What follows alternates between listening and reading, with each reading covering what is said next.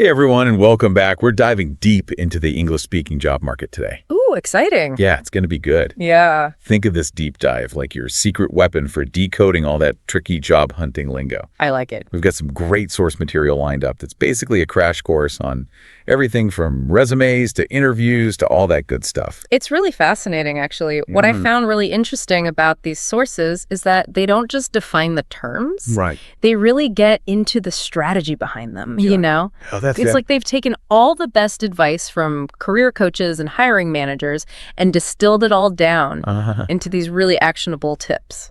I love that. Yeah. Okay, so let's just jump right in. Let's do it. Resumes.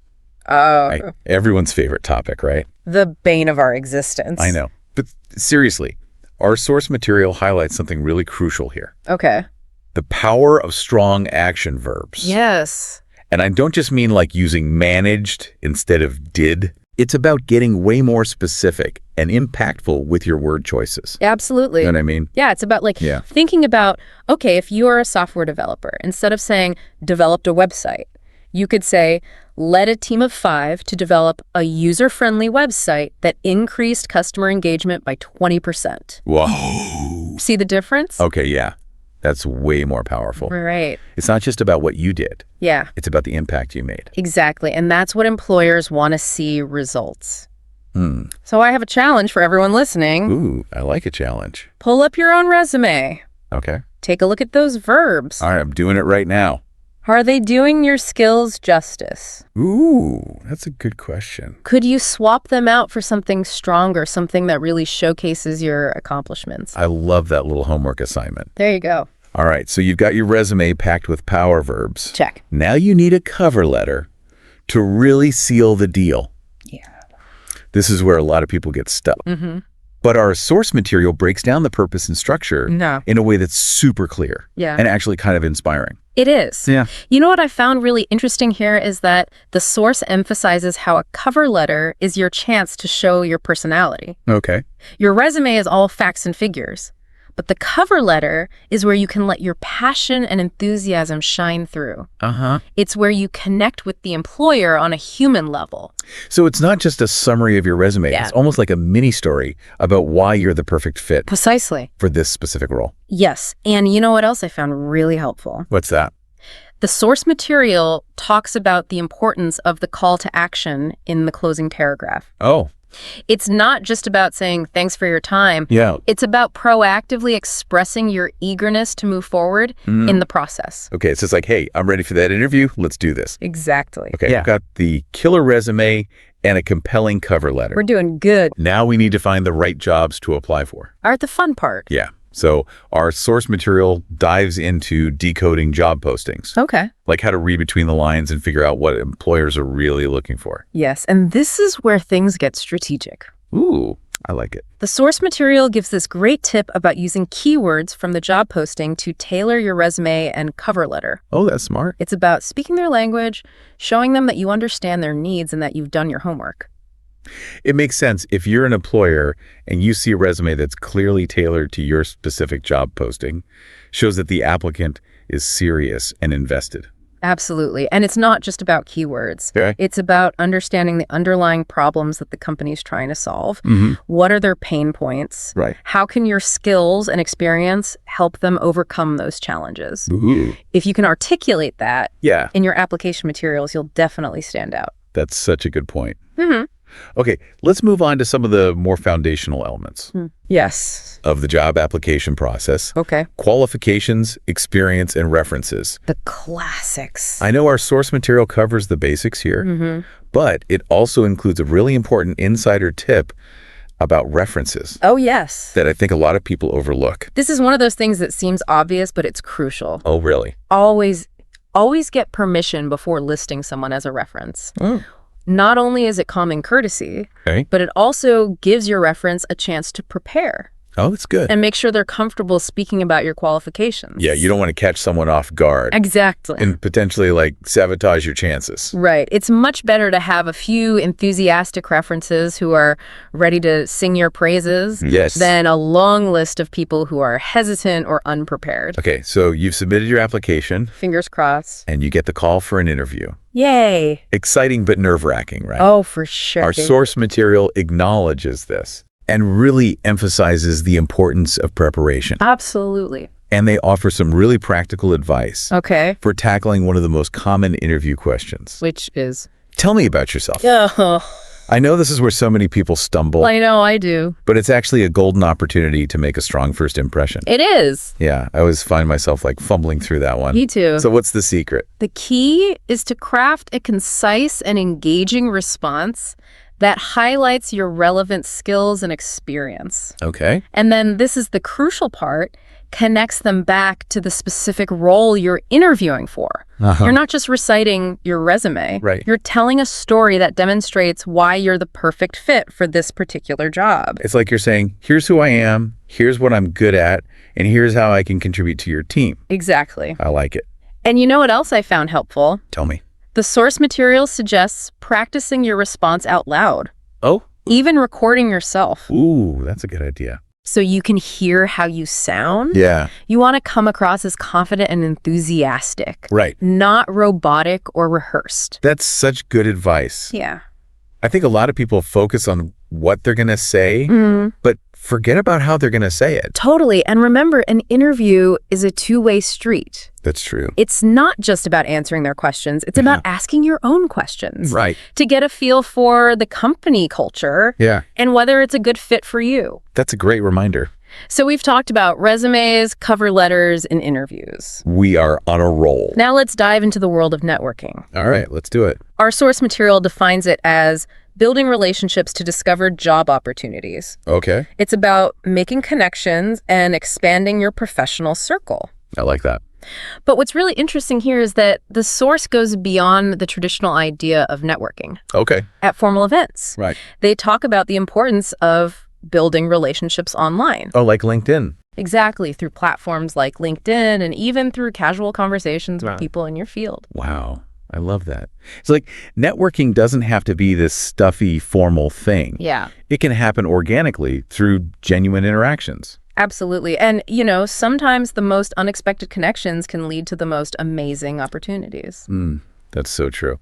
Okay, before we move on, I want to touch on a topic Yes. that's often a bit awkward. Uh-oh. Perks and pay. The money talk. I know it's important to be prepared to discuss salary expectations Yes, during the interview process. it is. But how do you even approach that conversation?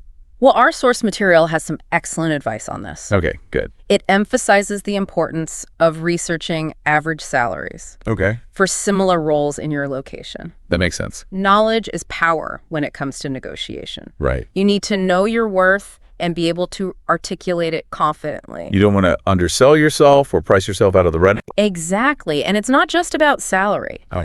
It's about understanding the entire compensation package, benefits, vacation time, professional development opportunities. All that good stuff. All of it. Okay, this is all great information. I know, right? But I'm curious, what about different work styles? Oh, yeah. Full-time, part-time, freelance contract work. It's a whole new world out there. There's so many options these days. You're absolutely right. And our source material actually does a fantastic job of breaking down these different work styles. Okay. And encouraging you to think about which one aligns best with your lifestyle and career goals. That's so important. There's Yeah. no one-size-fits-all approach. Exactly. It's about finding the work style that allows you to thrive both professionally and personally. Exactly. Yeah. And you know what's really fascinating is that the traditional 9-to-5 office job Yeah, is becoming less and less common. it's true. More and more people are opting for remote work, flexible schedules, and even starting their own businesses. I love to see it. Okay, so we've covered a lot of ground in this first part. We have. We've talked about crafting a powerful resume, Check. writing a compelling cover letter, Sure. acing that interview, Check. networking like a pro, Check. and even navigating the tricky waters of salary negotiation and work style options. We did it. But there's so much more to explore. I know in part 2, we're going to dive even deeper into the English-speaking job market. Ooh, exciting. We'll tackle those subtle but oh so important workplace dynamics, Okay. cultural nuances, and communication styles that can really make or break your success. Can't wait. Welcome back. So we just finished talking about finding the right work style. Yeah. But you know, Actually landing the job is just the first step. Right. Now we're getting into the nitty-gritty of what it's like to navigate the English-speaking workplace. Okay. And I gotta say, some of these source materials are giving me flashbacks Really? to my first office job. Ooh. Good times, mostly. That's good. It's like there's this whole hidden curriculum Totally. that no one tells you about. Right. You learn the job description, sure. Yeah. But then there's this whole other layer of workplace culture, unspoken rules, communication styles. Oh, yeah. It can be a lot to figure out. Totally. And our sources don't just skim the surface here. No. They get into some really interesting and sometimes awkward aspects of office life. Okay. Give me an example. Okay, like, remember that whole thing about probation periods? I always thought that was just paperwork stuff. Right. But the source material we have really digs into the strategy behind it. Okay. It points out that probation periods are a chance for both the employer and the employee to assess if it's a good fit. Oh, that's interesting. So it's not just about keeping your head down and doing your work, It's about actively demonstrating your value and exceeding expectations. Okay, that's a good spin on it. Yeah. View it as a proving ground. Not just a waiting period. Exactly. Speaking of proving yourself, our sources also cover job descriptions, Okay. but in a way I hadn't really thought of before. What's that? What I found fascinating here is they emphasize how job descriptions are often just the starting point. Oh, interesting. As you settle into a role, Yeah. your responsibilities might evolve. Right. You might take on new projects or even find yourself collaborating with different teams. Ooh. So it's not about being confined by that job description, Okay. but being open to growth and taking on new challenges. Exactly. And the sources even tie this back to the idea of promotions, suggesting that going above and beyond your initial job description can actually position you really well for advancement. Okay, so it's like always be looking for ways to add value. Yes. Even if it's outside the strict lines of your job description. Yeah. But how do you balance that with, you know, not burning yourself out? Right. That's important. Yeah. Our sources talk a lot about work-life balance. Yes. Which feels super relevant these days. It is. It's a hot topic, and the sources highlight that it's not just about clocking out at 5 p.m. either. Right. It's about setting boundaries, prioritizing your well-being, and making sure you have time for things you enjoy outside of work. You know, I think it's also about recognizing that everyone's definition of balance is different. Right. What works for one person might not work for another. That's a great point. And the sources actually suggest having open conversations with your manager or team about your individual needs and preferences. Yeah. It's about finding a balance that works for both you and the company. Okay, so we've talked about navigating your role within a company. Yeah. But let's talk about the people and, dare I say, the drama. I mean, our sources get real about office politics. It's one of those topics people kind of dance around, but it's definitely a reality in most workplaces. What I found really helpful is that the sources break down office politics into a few key elements. Like what? Well, they talk about understanding the informal networks and relationships within the company. Who are the key influencers? Who are the decision makers? And how do those dynamics actually play out? So it's not about being gossipy or manipulative. No. It's about being aware of the power structures. Right. And navigating them in a way that's both ethical and effective. Exactly. And it also ties back to something we talked about earlier. Networking, the stronger your relationships are within the company, the better equipped you'll be to navigate those sometimes choppy political waters. Okay, that makes sense. Speaking of navigating, our sources also get into something that can be really tricky. Especially in a globalized world, and that's cultural nuances. Right, like what flies in one culture might be a major faux pas in another. Exactly. This is where things get really interesting. The sources don't just provide a list of do's and don'ts. Right. They encourage you to approach cultural differences with curiosity and respect. I love that. Yeah, it's like instead of assuming you know what's appropriate, ask questions, observe how others interact. Right. And be willing to adapt your communication style. Absolutely. And it's not just about avoiding offense. It's about building trust and understanding across cultural boundaries. Okay, so we've talked about navigating office politics. Yes. And cultural nuances. We have. Now let's get into the nitty-gritty of communication itself. All right. Our sources are full of vocabulary related to workplace conversations, meetings, and emails. It's a lot. I know. Yeah. What's interesting is they don't just define the terms. Okay. They give you tips for using them effectively. Ooh. Like, for example, they talk about the importance of active listening Yes. in meetings. It's so important. It's not just about hearing what's being said. It's about engaging with the ideas, asking clarifying questions, and really demonstrating that you're paying attention. Right. So like nodding and saying, every once in a while Yeah. isn't going to cut it. Not exactly. Active listening is about being present and engaged, both verbally and non-verbally. Okay. It's about making eye contact, taking notes, Right. and even summarizing what you've heard to make sure you understand correctly. Got it. Active listening. Check. What else do we need to know about communication? Well, the sources also talk about the importance of giving and receiving feedback effectively. Okay, feedback. It's not just about praising good work or pointing out mistakes. It's about providing constructive criticism Right. that helps people grow and develop. Okay, I think we all know how important that is, Yes. but it can be so tricky to do well. It is, and the sources acknowledge that they recommend focusing on specific behaviors, not personality traits, Okay. and framing feedback in a way that's solution-oriented. So it's not about blaming or shaming. Yeah. It's about helping people improve. Exactly. That's a really good distinction, and I think it ties into the whole idea of creating a positive and supportive work environment, Yeah, which, let's be honest, can be tough sometimes. it can, but our sources have some great insights. Oh, good. On fostering a healthy workplace culture. They talk about the importance of clear communication, Okay. mutual respect, and a sense of shared purpose. So, like, it's not just about being friendly. Right. It's about creating a space where everyone feels valued and respected, Yeah. and where they can contribute their best work. Exactly. And it also ties into something we touched on earlier, What's that? teamwork. The sources really emphasize the importance of collaboration, Okay. both within teams and across departments. I like that. It's about recognizing that everyone has something valuable to contribute, and that working together is essential for achieving shared goals. Right. So we've talked about navigating workplace dynamics, Yes. cultural Yeah. nuances, communication styles, feedback, and teamwork. Is there anything else we need to know before we venture out into the wilds Oh, I like that. of the English-speaking workplace? Well, there's one more topic our sources highlight that I think is really important, and that's mentorship. Okay. Mentorship. They emphasize the value of having a more experienced person Yeah. who can offer guidance, support, and insights as you navigate your career. I've heard about that, but I always thought it was something you had to, like, formally apply for.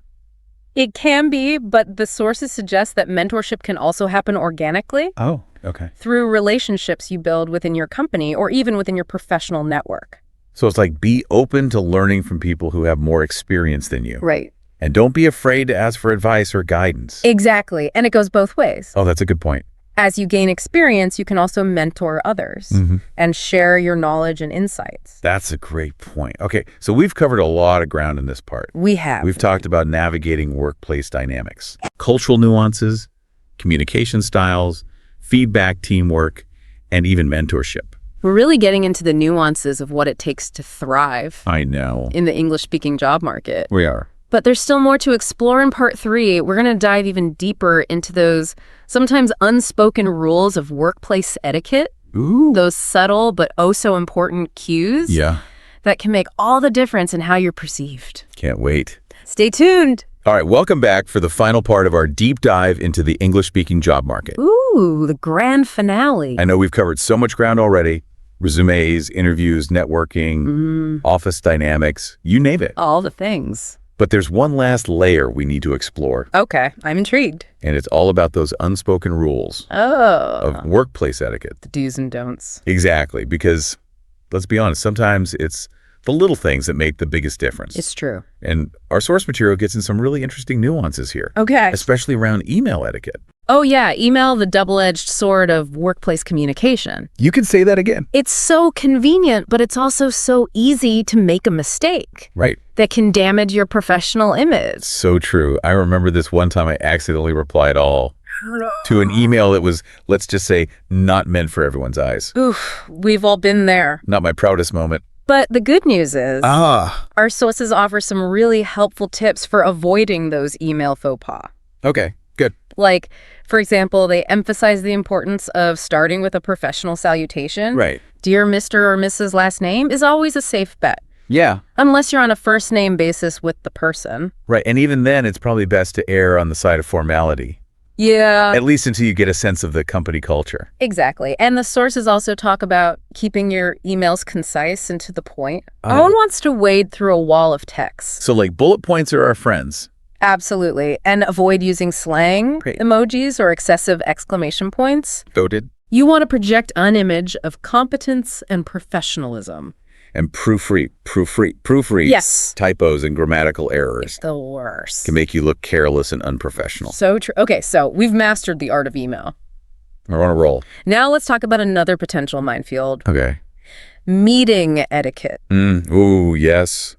Meetings, love them or hate them, they're a part of almost every job. It's true. And our sources highlight some key things to keep in mind, Like what? like punctuality. Yes. Arriving on time shows respect for everyone's time and demonstrates your professionalism. And I think it also shows that you're organized and prepared, which is always a good look. Right. And once you're in the meeting, Yeah. the sources emphasize the importance of active participation. Okay. Contribute to the discussion, ask clarifying questions, and offer your insights Yes. when appropriate. But also know when to listen. Yeah. Don't dominate the conversation or interrupt others. It's all about balance. It's about finding that balance between being engaged and being respectful of others. And one more thing, put those phones away. Oh, yeah. Unless you're expecting an urgent call, it's incredibly disrespectful It is. to be scrolling through social media or texting during a meeting. It's like you're saying, I'm not really interested in what you have to say. Okay, so we've talked about email etiquette and meeting etiquette. check. Now let's get into something a little more juicy. Ooh, tell me more. Our sources actually touch on the topic of workplace gossip. Ah, yes, the water cooler whispers. It's inevitable in any workplace. It really is. But it's definitely something to navigate carefully. Because even if you're not the one spreading the gossip, Yeah, just listening to it can make you complicit. that's true. And the sources recommend resisting the temptation to engage. Okay. In negative gossip, it can damage relationships and create a toxic work environment. Instead, try to steer the conversation Yes. towards more positive topics. Or, if you feel uncomfortable, politely excuse yourself. And remember, what you say about others reflects on you.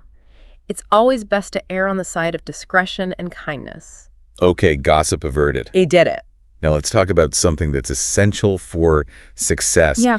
in any workplace, but especially in an English-speaking environment.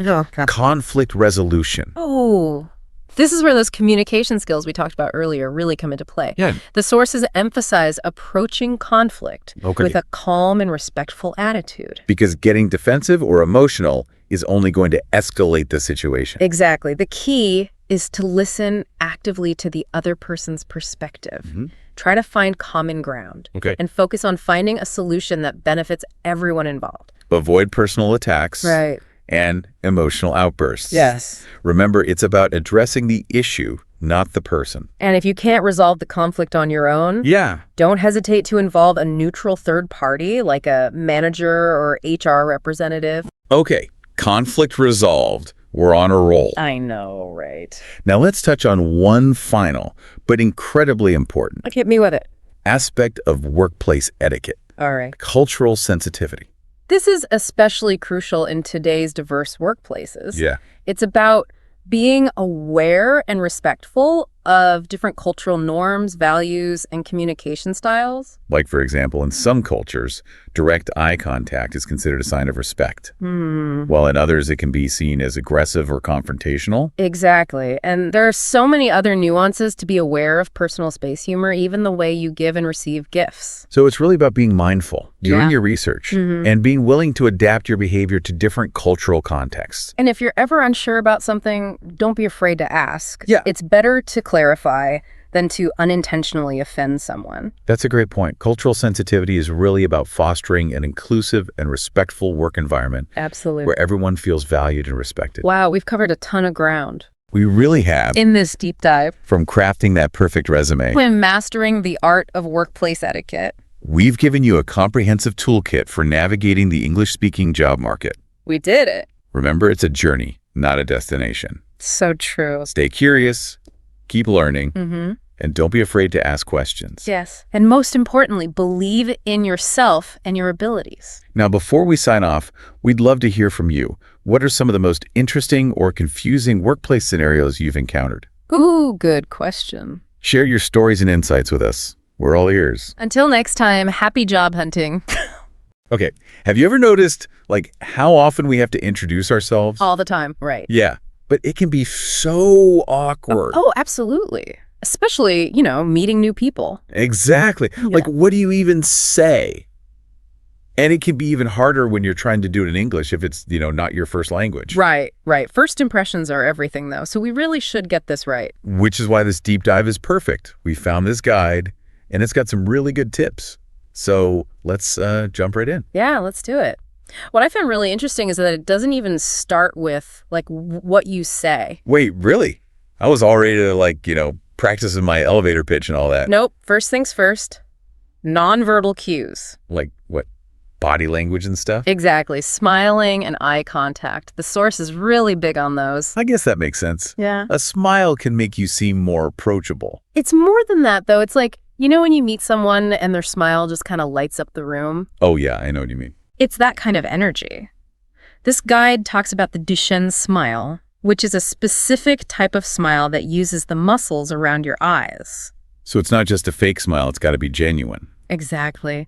And there's research showing that a Duchenne smile makes you seem more trustworthy, Oh, wow. So in a job interview, a good smile could be a huge advantage. Oh, totally. Okay, so you've got the smile down, good eye contact. Now we can talk about the actual words. Finally. Lay it on me. Start with the basics. Your name, where you're from, what you do. But then... There's a but then. Okay, I'm intrigued. The guide suggests adding one interesting fact about yourself. Ooh, I like that. That's how you stand out, right? Yeah, it's all about making yourself memorable. But what kind of interesting fact? I feel like this could go wrong easily. It definitely could. The key is authenticity. It's got to be something genuinely you, not just something you think sounds impressive. So I like to read is probably not going to cut it. Unless you're reading ancient scrolls in their original language, probably not. Think about hobbies, passions, maybe a funny story that's short and sweet. So it's like a little sneak peek into your personality. Okay, I'm getting this. So we've got the smile, the basics, the interesting fact. What's next? Now, this might seem a little counterintuitive, Whoa. but the guide is big on politeness, it's nice to meet you, or how are you today, kind of stuff. Okay, but how is that going to make me seem confident? It seems so basic. It's subtle. Think about it. If you're nervous, you might rush through the intro, right? Sound a little abrupt. Yeah, that's totally me. But taking a moment to be polite, it shows you're comfortable, respectful. Yeah. So it's even though the words themselves are simple, they're sending a message about how I'm feeling. Exactly. You're present in the moment, not just trying to get the intro over with. Okay, I can see that. I never thought about it that way before. It can make a big difference, especially if you're meeting someone for the first time. Now, the next part is where things get really interesting. This is where we tailor the introduction based on the context. Context, Yeah. Who I'm talking to and why. Exactly. The guide talks about focusing on either your goals or your interests. Okay, so goals. When would I want to lead with those? Imagine you're in a job interview. Oh, yeah, that makes sense. You want to seem ambitious. Exactly. So instead of just saying your job title, you might say something like, I'm passionate about whatever your field is, and I'm really excited to see how I could contribute to your team. That's way better than just, hi, I'm your name, I'm an accountant. Right. Yeah. You're showing them where you want to go, not just where you've been. Okay, so flip side. Yeah. When would I talk about my interests? Think more like a social setting, a party, networking event. Where you actually want to have a conversation with people. Right. So I'm an accountant isn't going to be a great opener there. No kidding. I can already feel the awkward silence. But what if you said something like, I spend my days crunching numbers, but my real passion is restoring vintage motorcycles. I'm actually working on a 60s Triumph right now. Okay, now that's a conversation starter. Right. It shows there's more to you than just your job. People connect with that. This is making me rethink my whole approach to introductions. It's not just about getting information across, it's about creating a connection. Exactly. Okay, ready for the next tip. Hit me. End your intro with a question. Oh, good one. But not like a yes-no question, right? Those are conversation killers. You got it. The guide is all about open-ended questions. So instead of do you like movies, I should ask, What kind of movies are you into? Exactly. It invites a real response, plus it shifts the focus to the other person. Which takes the pressure off me. But there's got to be more to it than that, right? Like, what's the psychology behind it? Well, think about it. When you ask a good, open-ended question, you're giving them a chance to share something about themselves. And people like talking about themselves. Most do. It's a subtle way of making them feel good, and it encourages them to engage with you. So I'm making them feel good. They're more likely to want to keep talking to me. Smart. It's all about those subtle cues. Okay, so we've covered a lot of ground here. We've got the smile, the basics, the interesting fact, politeness, tailoring to the context, and ending with a question. Phew. My head's spinning, but in a good way. It's amazing how many things I was doing wrong before. We all do it, but there's one more crucial piece to this puzzle. I have a feeling I know what it is. Practice. You got it. Even with the best material, you got to practice to make it feel natural. Okay, so that's what we'll tackle next time. Exactly. We'll get into some specific strategies for practicing introductions so you can nail them every time. So we've got all these great tips for introductions, but I don't know about you, but I get nervous. Like I can totally see myself fumbling over my words in the moment. Oh yeah, me too. That's why practice is so important. Right. But it's not just about memorizing a script, is it? Not at all. It's more about, really getting comfortable with the ideas, making them second nature. Like building muscle memory, but for talking. Yeah, exactly. It's like learning to dance or something. At first, you're all stiff and awkward, but the more you practice, the more you just kind of flow with it. Yeah, exactly. You're not even thinking about the steps anymore. You're just feeling the music. Okay, so how do we actually practice this? I mean, talking to the mirror only gets you so far. It depends what you're prepping for. Like, for a job interview, role-playing can be super helpful. Oh, right. Like, get a friend to be the interviewer, put you on the spot. Yeah, exactly. That way you get used to the pressure. Oh, and another good one is to record yourself. Ugh. I hate listening to recordings of myself. They know it's painful. But you can really hear things you wouldn't notice otherwise. Like all my ums and ahs, probably. Yeah, those filler words. You can work on smoothing them out. It's true. I've done that for presentations at work, and it really helps. Wait, you know what else could be good? Maybe, like, hiring a coach. Oh, yeah, there are totally coaches who specialize in this kind of stuff. Seriously? Yeah. I had no idea. But it makes sense. It's like we invest in learning so many other skills. Why not communication? Right. It's so important. But okay, for more everyday stuff, like just meeting new people, you can practice in lower stakes situations. Lower stakes. Yeah, like chat with the barista at your coffee shop or the cashier at the store. Just get used to striking up conversations. Exactly. It's good practice. Plus, you might brighten someone's day. Okay. I like that. It's less scary than, like, a networking event. Right. And the more you do it, the more natural it becomes. I'm starting to get this. It's really a whole mindset shift, isn't it? It's not just about the words. It's about how you approach those first interactions. Yeah, for sure. It's about showing up authentically and confidently. Right. Okay. Let's do a quick recap of everything we've talked about today. Okay, so starting with nonverbal cues, the Duchenne smile. Good eye contact. Makes you seem approachable and trustworthy. Yeah. Then we layer in those basic details. Name, where you're from, what you do. But then the magic happens. We add that one interesting fact to make ourselves stand out. And don't forget the politeness. It might seem basic, but it actually sends a really important message. Right, like you're calm, you're respectful, you're not just rushing to get it over with. Exactly. And then, depending on the situation, we highlight either our goals or our interests. Goals for job interviews, to show ambition, interests for social settings, to spark a conversation. Exactly. And to finish strong, that open-ended question. Keeps the conversation flowing and makes the other person feel good. It's genius. And don't forget about practice. Oh, yeah. I got to practice, practice, practice. Whether it's role-playing, recording ourselves, or just chatting with people in everyday situations. This has been so helpful. I'm actually starting to feel excited about introductions now, not just terrified. That's great. And earlier you mentioned something about going beyond spoken introductions. Oh, yeah. You said these ideas could be applied to, like, online profiles and stuff. I want to hear more about that. We'll dive into all that next time. Yeah, so it's not just about, like, what you say when you meet someone face-to-face. Exactly. It's bigger than that. So, like, my LinkedIn profile, that little About Me section that I always struggle with. Think of that as an introduction, too. Okay. So instead of just listing my skills and experience. You can use those same principles we've been talking about. The interesting fact, maybe even ending with a question that encourages people to connect with you. Ooh, that's clever. Like what kind of question? Maybe something like, I'm really passionate about mentoring new designers, so if you're just starting out in the field, feel free to reach out. Oh, I like that.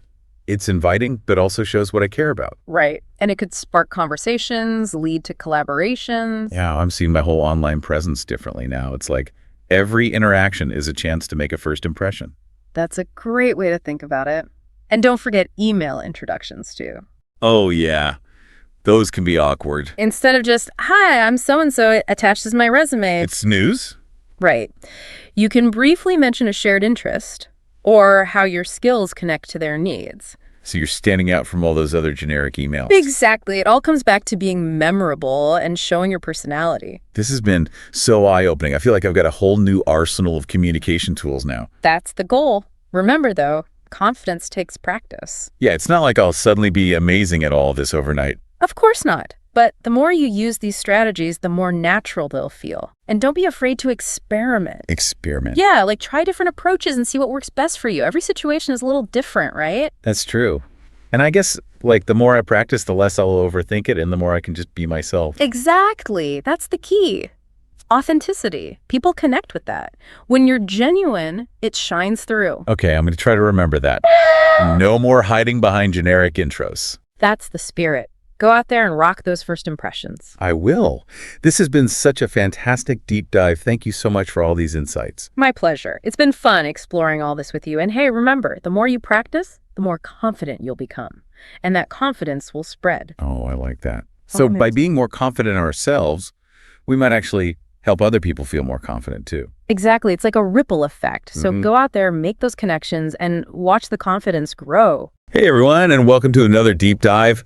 Today we're going to be looking at idioms for expressing feelings. Oh yeah, idioms. Those are fun. Yeah, and I think they can be kind of tricky to learn, especially for people who are, learning English as a second language. Definitely. So we're going to try to break them down and make them a little bit easier to understand.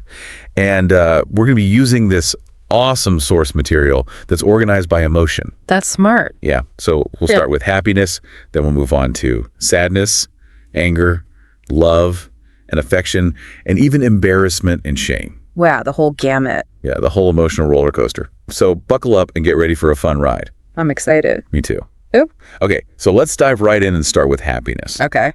One of the most common idioms for happiness is over the moon. Like, I was over the moon when I got the job. Yeah, that's a good one. But where does that even come from? Like, is there really someone living on the moon who's just like super happy all the time? Uh-huh. Well, some linguists think it might actually be connected to that image of the man on the moon from folklore. Oh, interesting. Yeah, like happiness just launches you right up there with it. No, never thought of it that way. That's pretty cool. Yeah. Okay, so another classic happiness idiom is tickled pink. Like, I was tickled pink when I received that unexpected gift. It's a cute one. Yeah, but it kind of sounds a little old-fashioned to me. It is an older idiom. It actually dates back to the 19th century. Really? Yeah. And get this, it used to be tickled pink and blue. Pink and blue. Yeah. No one really knows why the blue got dropped, but maybe it just didn't sound as good. Yeah, that makes sense. Yeah. Okay, so moving on to another idiom that I feel like I use all the time. On cloud nine. Oh, yeah, another classic. Yeah, like I was on cloud nine after my vacation. It really captures that feeling of pure bliss. Yeah, like you're just floating on air. Well, funnily enough, even cloud nine has its roots in something pretty practical: meteorology. Meteorology, you mean like the weather? Exactly. Early weather maps used to number cloud formations, and the highest, most impressive type was number 9. Wow, so being on cloud 9 is like being at the top of the weather chart. Pretty much. It symbolizes peak happiness. That's amazing. I never knew that. Yeah, idioms can come from the most unexpected places. Okay, so we've covered over the moon, tickled pink, and on cloud 9. What other happiness idioms do we have in our source material? Let's see. We have in high spirits and walking on air. Ooh, I like walking on air. It really paints a picture. Yeah, it emphasizes that light, buoyant feeling of intense happiness. But would you ever use walking on air in a formal setting? That's a good question. Probably not. It might sound a little too casual. Yeah, like you wouldn't say, I'm walking on air about this business deal. Right, exactly. It's all about matching your language to the situation. So it's kind of like choosing the right outfit for the occasion. Exactly. You wouldn't wear a ball gown to the grocery store. True. Very true. Okay, so before we move on to sadness, is there anything else we should keep in mind about these happiness idioms? Well, I think it's important to remember that they often have slightly different shades of meaning. Oh, like what do you mean? Well, for example, over the moon implies a more intense, almost ecstatic happiness, Right. while tickled pink suggests a gentler, more playful kind of delight. So it's not just about knowing the definition, it's about understanding the nuance. Exactly. It's like choosing the right spice to add to your dish. I like that analogy. Yeah. So we're not just learning words, we're becoming language chefs. Exactly. I love it. Okay, so now that we've explored the sunny side of things, are you ready to dive into the blue hues of sadness? Let's do it. All right, bring on the tissues. All right, so we're ready to dive into sadness idioms. Yeah, let's get those tissues ready. Haha. All right, well, let's start with a really common one, down in the dumps. Like, I've been feeling down in the dumps ever since I lost my job. Yeah, that one's a classic. But I always wondered, does it actually have anything to do with being in a literal garbage dump? Uh-huh. That's a good question. Well, some linguists believe it might come from the Dutch word domp. Dump. Yeah, it means dull or gloomy, so it's more about that heavy, listless feeling than an actual location. Huh. Oh, that makes sense. So it's not about being surrounded by trash. It's about feeling like trash. Pretty much. Okay, another sadness idiom that uses color is feeling blue. Oh, yeah, that's a good one. Yeah, but it seems a bit milder than down in the dumps, right? You're right. Feeling blue usually suggests a more temporary sadness. Like a passing cloud. Exactly. While down in the dumps implies something a bit more persistent. Like a storm cloud. Yeah, good analogy.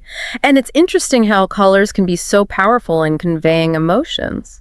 Makes me wonder if blue is associated with sadness in other cultures too. That's a great point. Actually, in some cultures, yellow or even purple are associated with sadness. Really? Yeah, it just goes to show how language and culture are so intertwined. Okay, so we've got 2 shades of blue sadness. What else do we have? Well, there's a heavy heart. Oh yeah, like she had a heavy heart after her grandmother passed away. Exactly. It uses that physical weight metaphor to convey a deep sadness, often associated with loss. That's powerful. Yeah. And then we have crying over spilled milk. Oh yeah, my mom used to say that one all the time. It's a classic.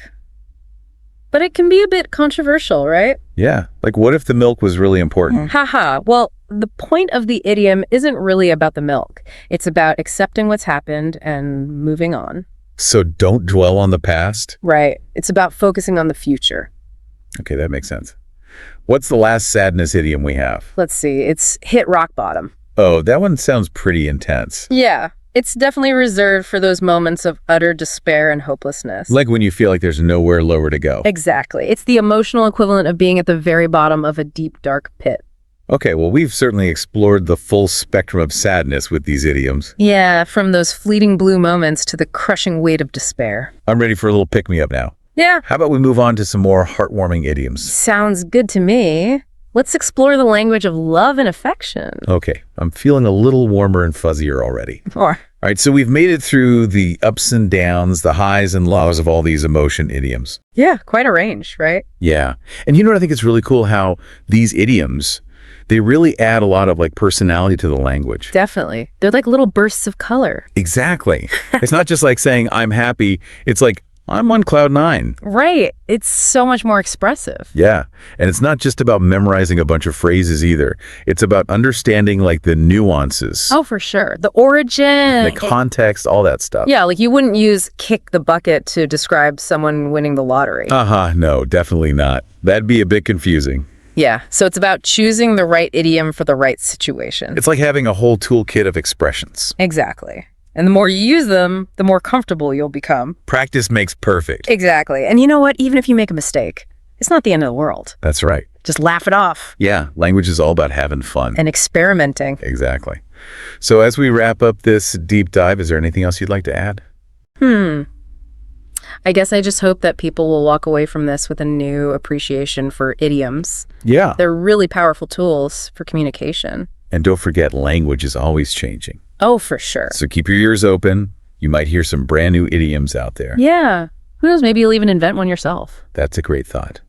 Okay, well, that about wraps up our deep dive into idioms for expressing feelings. Yeah. Thanks for joining us. And we'll catch you next time for another linguistic adventure. All right, get ready, because today we're taking a deep dive into English idioms. Idioms. You know those phrases that don't mean exactly what the words say? Like pick the bucket. Exactly.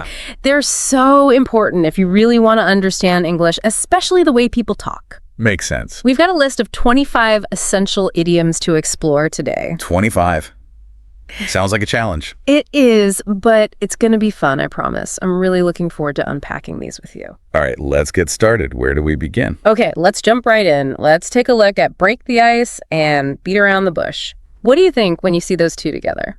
Well, they both seem to be about, like, starting conversations, Yeah, but in totally different ways. right. Break the ice is like diving right in. Exactly. Like making that first move. And our source even mentions telling a joke, to loosen everyone up. Exactly, like at a party where everyone's a bit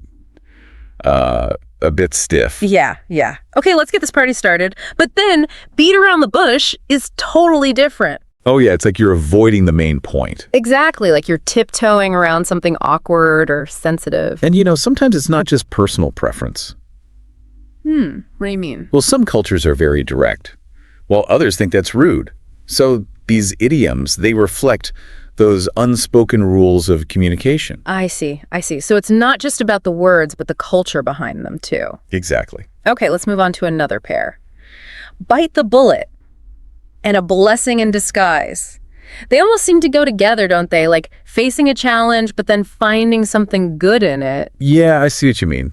Bite the bullet, I always think old war movies, Oh, right. when they had to bite down on something during surgery. Ouch. It's about dealing with something unpleasant, but necessary. No escaping it. Right, like sometimes you just gotta push through the tough stuff. And that's where a blessing in disguise comes in, right?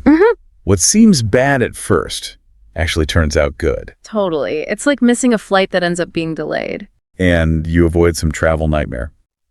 I actually have a personal blessing in disguise story. Oh, do tell. Well, I almost got rejected for a job I really wanted. Oof, I've been there. I was crushed. But then I ended up getting a much better opportunity. Wow, so sometimes a closed door leads to a better one opening. Exactly.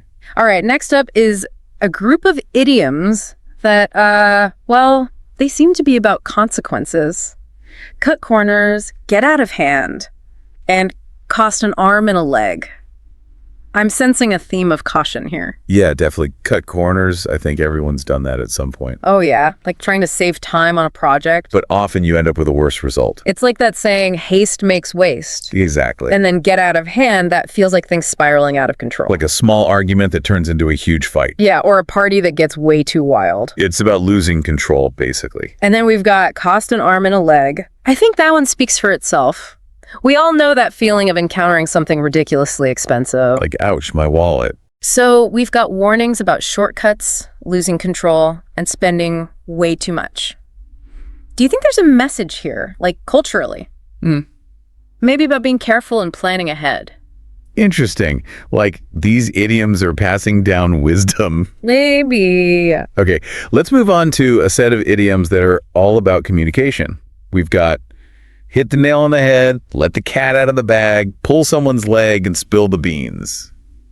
What do you think? Any common thread here? Well, they're all about talking, obviously. Right. But with the different angles, Yeah, like hit the nail on the head is about saying something perfectly. Right. Like you're expressing exactly what everyone's thinking. It's that feeling of, yes, that's exactly it. But then let the cat out of the bag. It's like, whoops, you revealed the secret. Oops. I do that sometimes. Me too.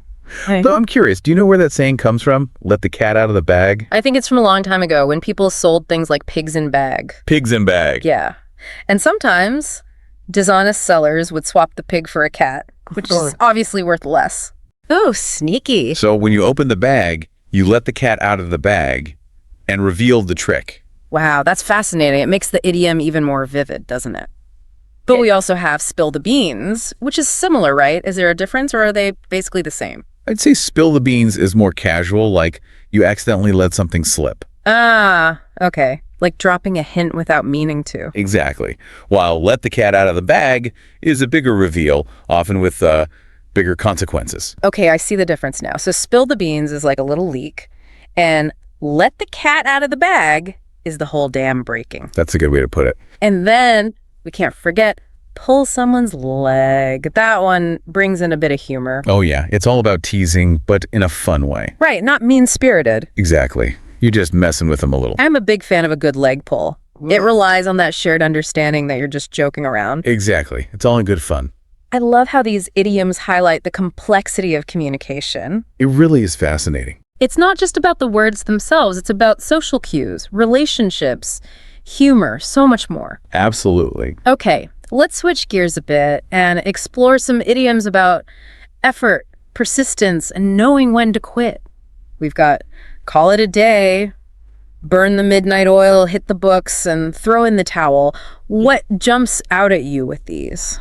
Well, they seem to be about different stages of dealing with a task. Yeah, like call it a day is about knowing when to stop. You've done enough. Time for a break. Exactly, giving yourself permission to rest. And then burn the midnight oil is the opposite. Working late into the night, pushing yourself. Yeah, those all-nighters in college. Exactly. I remember pulling a few of those myself. I practically lived by the phrase hit the books back then.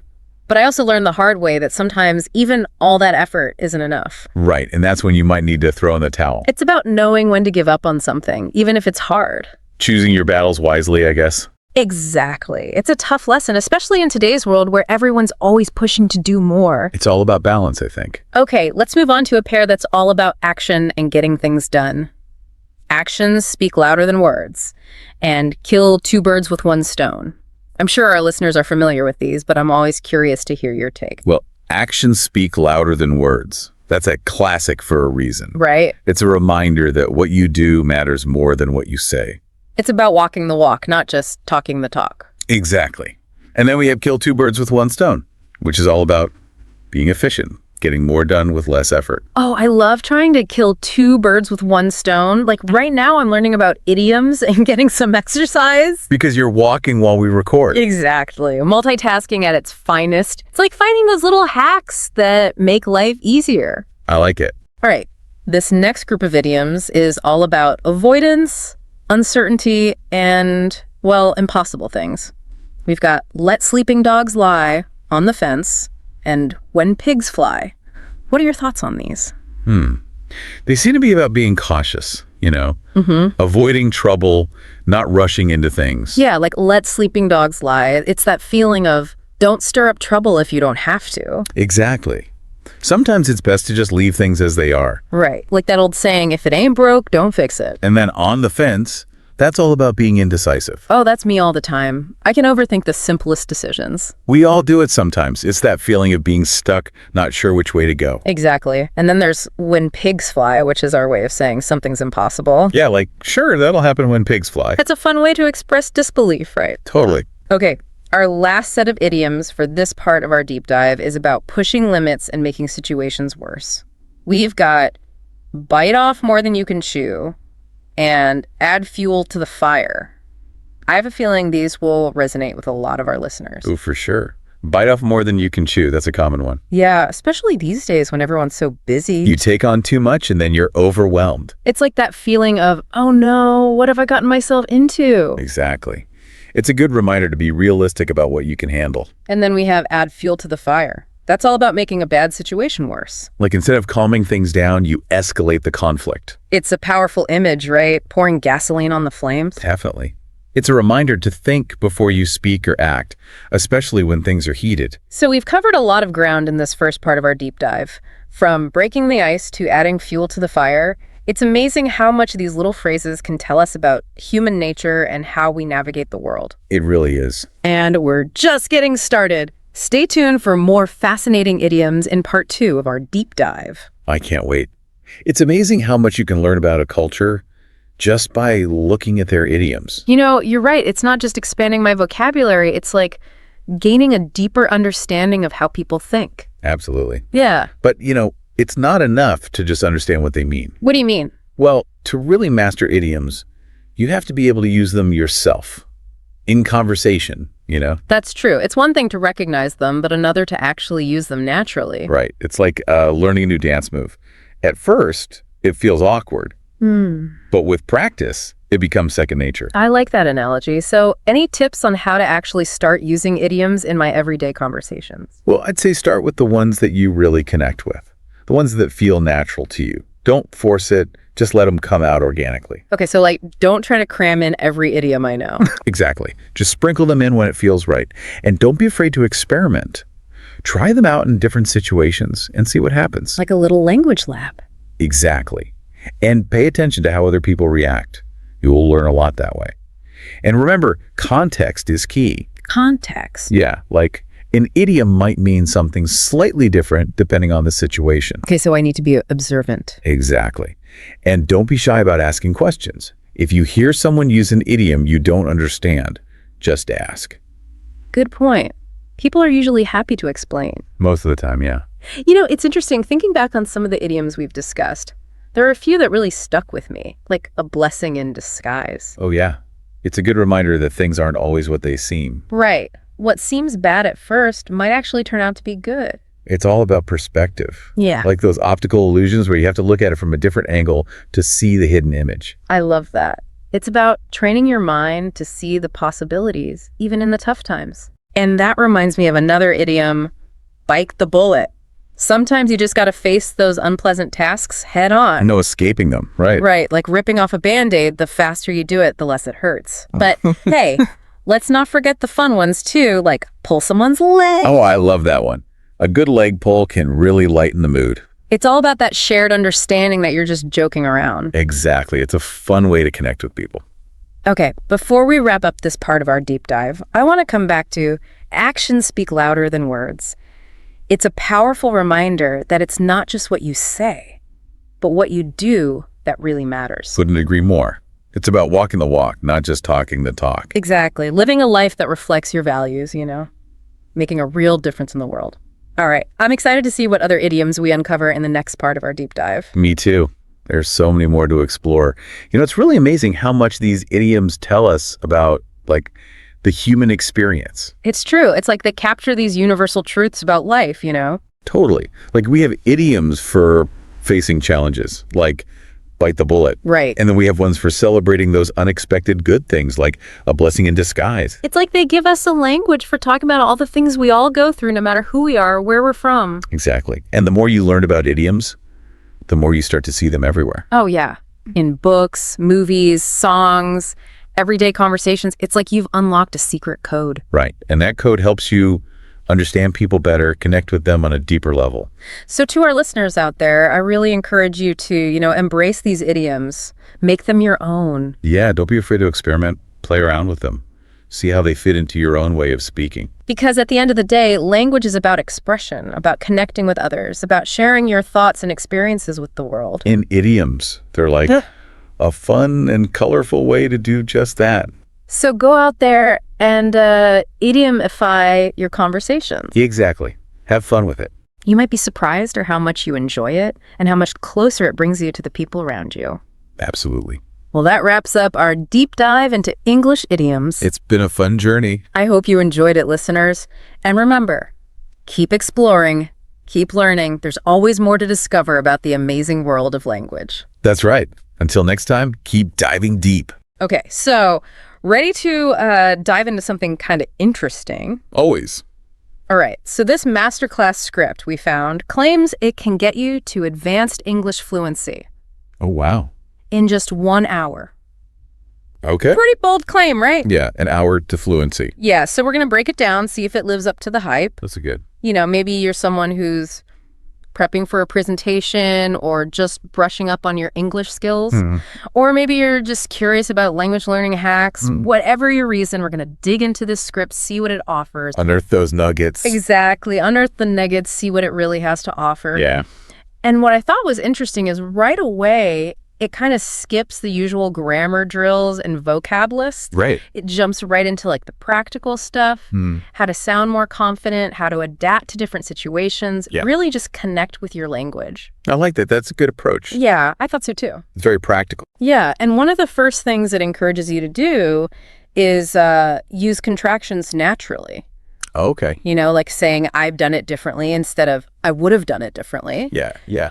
Simple, but it makes your speech flow better, I think. Absolutely, yeah. It does. And that leads right into this idea of connected speech. Right. The script points out how native speakers often link words together. Right. So, for example, what do you want to do becomes what I want to do. Yeah, exactly. It might feel a little awkward at first, Yeah. but it's a key to sounding more natural. Yeah, I agree. So I can see how that would take some getting used to, especially if you've been trained to pronounce each word carefully. Absolutely. But I can also see how it would make you sound more like a native speaker. For sure. Now, the script also doesn't shy away from some challenging vocabulary either. Oh, okay. So there are words like ephemeral, resilient, ambivalent, even ostentatious and serendipitous. Wow. Do you think they chose those words for a specific reason or just trying to impress people? Well, I think it's a mix of both Okay. because, expanding your vocabulary is important, Right. but they are carefully chosen to be kind of memorable Yeah. and impactful. Like they use ephemeral to describe a sunset. Oh, right. It kind of helps you grab the meaning of the word, Yeah, but then also appreciate the nuances of it. that's a good point. Yeah, It's not just about sounding smart. It's about using the right words to express yourself clearly. exactly. And speaking of colorful language, they've also included some idioms in this. Okay. Things like burning the midnight oil, bite the bullet on the same wavelength. Right. Are those common idioms that someone might encounter in everyday conversation? Yes, definitely. Okay, Idioms can be tricky because their meaning isn't always clear, right. but they add so much personality Yeah. and cultural flavor to your English. Like on the same wavelength is a good way to describe clicking with someone. Right, when you're just like, we get each other. Yeah, exactly. I like that one too. You could easily use that in conversation, whether you're networking or just hanging out with friends. Yeah. Okay, let's move on to something the script emphasizes quite a bit, pronunciation. Right. It's not just about saying the words correctly. Right. It's about intonation, Yes. stress, and rhythm. That's where it gets really interesting. Yeah. They even point out how just changing the stress on a word can change the meaning entirely. Yeah, like photograph versus photography. Exactly. Yeah, simple shift, but a world of difference. A big difference. It's amazing how much nuance there is to pronunciation. For sure. And the script actually encourages you to play around with it. Oh. They suggest you practice different sentences with rising and falling tones Oh, interesting. to see how it changes the meaning Yeah. of what you're saying. I like that. So pronunciation is definitely a key element of sounding more fluent. It is, for sure. But the script doesn't just give you these tips and leave you to figure it out on your own. Right. They actually try to tie it all together in a real-world scenario, Okay. a networking event. Interesting. Okay. And it's not just a generic script about exchanging business cards or whatever. Right. They've woven in those elements of fluency that we've been talking about.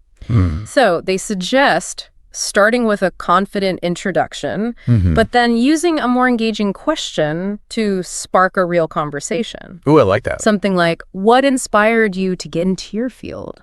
That's a good question. Yeah, what do you think? Yeah, it's open-ended, shows genuine interest, Right. and it avoids those typical small talk cliches. Exactly.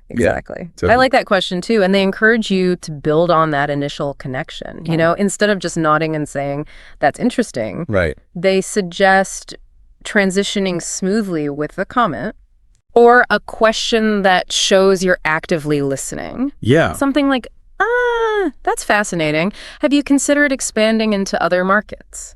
Oh, nice.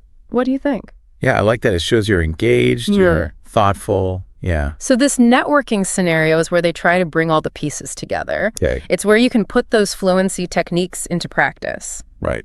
But the big question remains, What's it? can you really achieve all of this in just 1 hour?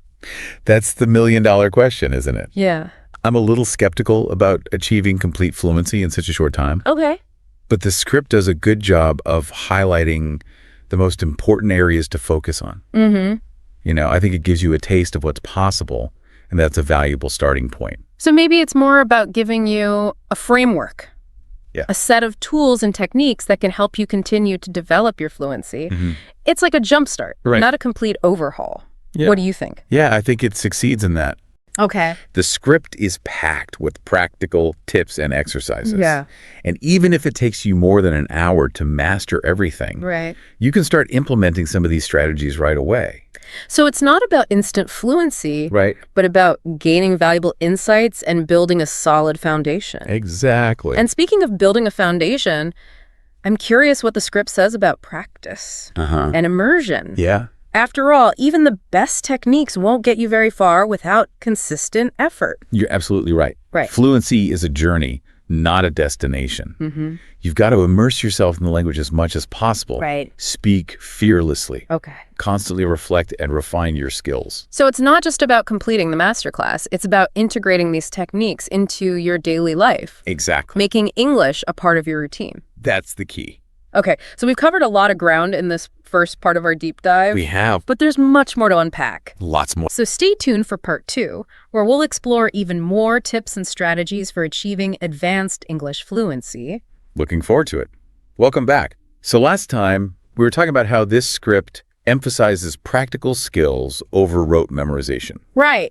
We touched on connected speech, vocabulary building, even using idioms effectively. Yeah. But we left off on a bit of a cliffhanger. Oh, yeah, pronunciation. Yeah, that whole pronunciation piece. The script suddenly turned into a vocal coach. Right. Yeah, urging you to pay attention to things like intonation, stress, and rhythm. Exactly. So I'm ready to dive deeper into those pronunciation secrets. Where do we start?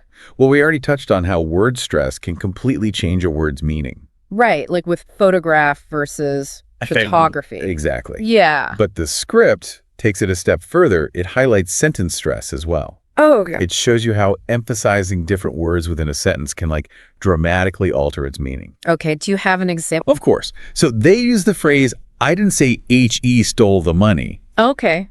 Now imagine stressing each word in turn. Right. You could be accusing different people Oh, wow.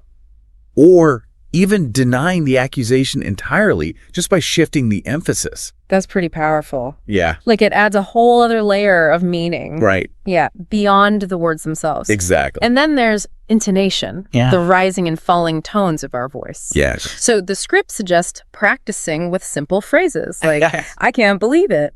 With a rising tone, that's amazing. With a falling tone. Yeah. Do those small changes really make that much of a difference? Absolutely. Think of it like adding punctuation to your spoken words. Oh, okay. A rising tone at the end of a sentence can turn a statement into a question, Right. while a falling tone can express certainty, finality. Okay. It's crucial for conveying your meaning and sounding more natural. So it's like adding emotion and emphasis to your words. Excellent. Is this something that people often struggle with when learning English?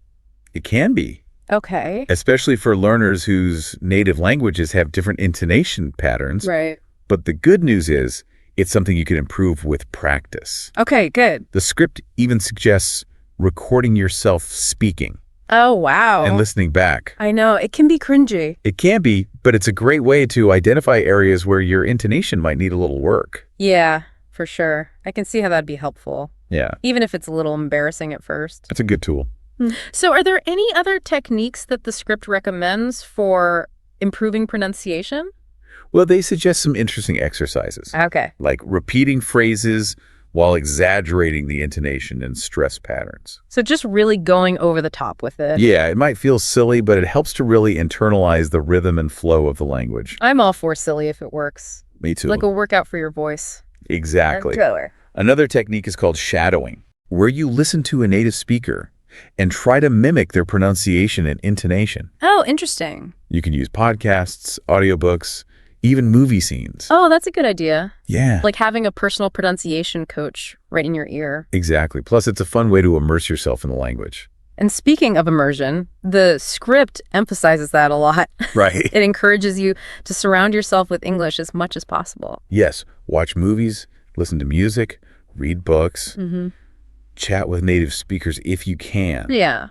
The key is to make English a part of your daily life. Not just something you study in a textbook. Exactly. You know, it's interesting they bring up immersion Yeah. because earlier when we were discussing those advanced vocabulary words, I was thinking, how often is someone really going to use a word like ostentatious in casual conversation. Right. But if you're immersing yourself in the language, you're bound to come across it in different contexts. Exactly. That's a great point. Yeah. Immersion helps you absorb those nuances of the language in a way that just memorizing definitions can't. Right. You start to understand how words are used in different situations. Yeah. You develop a more natural feel for the language. So immersion isn't just about practicing speaking. Right. It's about absorbing the language through listening, reading, and watching. Yes, making it a part of your overall experience. Okay, let's shift gears for a moment and revisit that networking scenario. Right. I'm curious to hear more about how they incorporate all these fluency techniques into that real-world situation. Sure. So you remember that the scenario starts with a confident introduction, Right? but then they encourage you to move beyond the typical small talk. Mm-hmm. Ask a more engaging question. Like, what inspired you to get into your field? Exactly. Yeah, I love that question. It's a great way to show genuine interest Right. and start a more meaningful conversation. What else do they recommend? They suggest transitioning smoothly to related topics. Showing that you're actively listening and adding to the conversation. You might say something like, "That's fascinating. Have you considered expanding into other markets?" Okay, yeah. Keeps the conversation flowing, and it allows you to showcase your knowledge and insights Right. without being too pushy. It's all about finding that balance Yeah, between being confident and being engaging. for sure. Not an easy feat. No, it's not. But this scenario seems to provide a pretty solid framework It does. for navigating those tricky social interactions. Exactly. Okay, so they've covered introductions, Mhm. engaging questions, smooth transitions, even closing the conversation gracefully. Right. But can you really master all that in an hour? Well, like we said earlier, fluency is a journey, Right? not a destination. Yeah. So while an hour might not be enough to make you a master networker, Okay. this scenario provides a valuable blueprint. Right. And you can adapt these techniques to other social situations as well. So it's about taking those core principles, confidence, clarity, adaptability, Yes. and applying them to any interaction where Yeah. you want to communicate effectively in English. Exactly. And that brings us to the final section of the masterclass script. Okay. Remember those 3 key tips they emphasized? Immerse yourself. Speak fearlessly. Reflect and refine. Right. This seemed like pretty solid pieces of advice, Yeah. but what do they really mean by immerse yourself? Right. Are they talking about moving to an English-speaking country? Not necessarily. Okay. While that would certainly be immersive, Right. there are plenty of ways to create an English-speaking environment wherever you are. Okay. You can watch movies and TV shows with English subtitles, listen to podcasts and audiobooks, Right. read news articles and blogs. Okay. Key is to find something you enjoy and make it a regular part of your routine. So it's about making English a part of your everyday life, Exactly. not just something you study in isolation. Okay, what about that second tip? Speak fearlessly.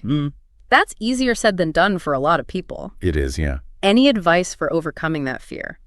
Well, the script encourages you to kind of reframe your thinking about mistakes. Okay. Instead of seeing them as failures, view them as opportunities to learn and grow. It's about embracing the journey Exactly. and accepting that you're not going to be perfect right from the start. Exactly. The more you speak, the more comfortable and confident you'll become. Right. Don't be afraid to seek out opportunities to practice, Okay. whether it's with a language partner, online communities, or even just talking to yourself in English. Those are great suggestions. Yeah.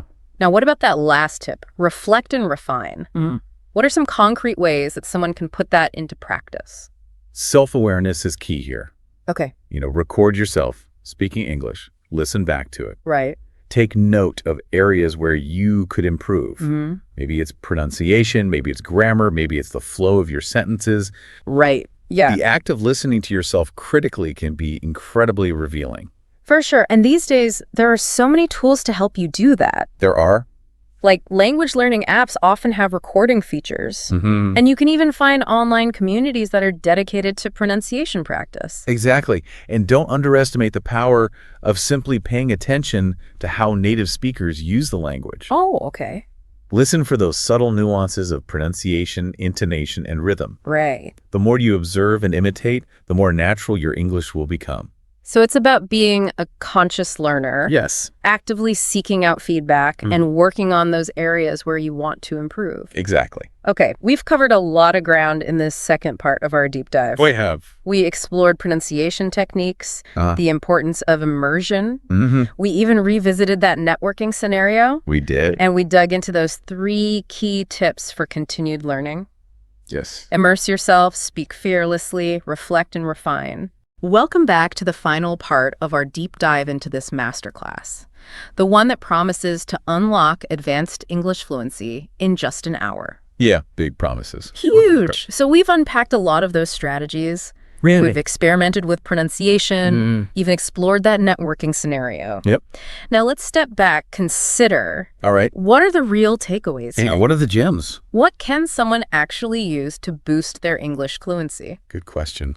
So it's been quite a journey, right? It really has, yeah. We've gone from those kind of building blocks of fluency, confidence, clarity, adaptability, Right. to some very specific techniques Yeah. like connected speech, mastering intonation, even sprinkling in some of those colorful idioms. For sure. I think we even played vocal coach for a while, Oh, did. trying out some of those pronunciation exercises. Yeah, that was fun. It was fun. So as we wrap up, what stands out to you as the most valuable takeaway from this whole thing?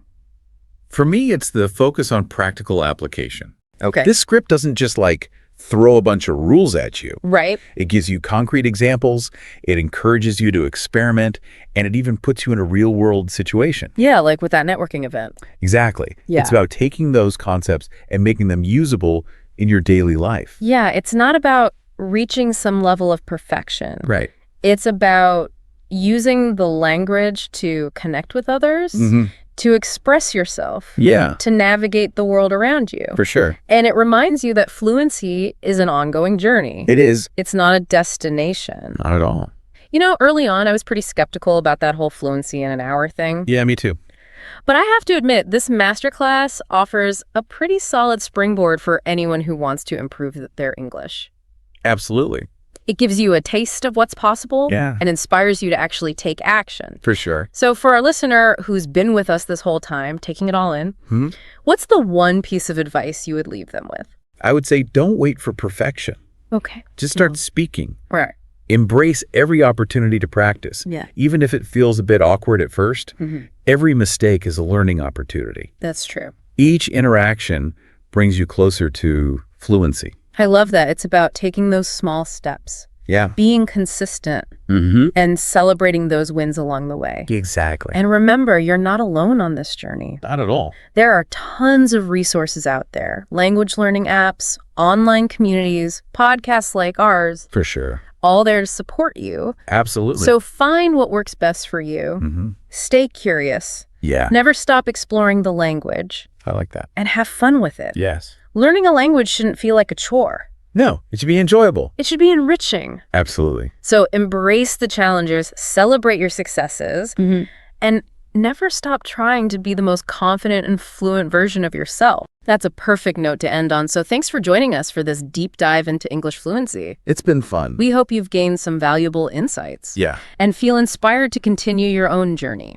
Absolutely. And now that you've heard all this, what's one area of your English fluency that you're going to focus on?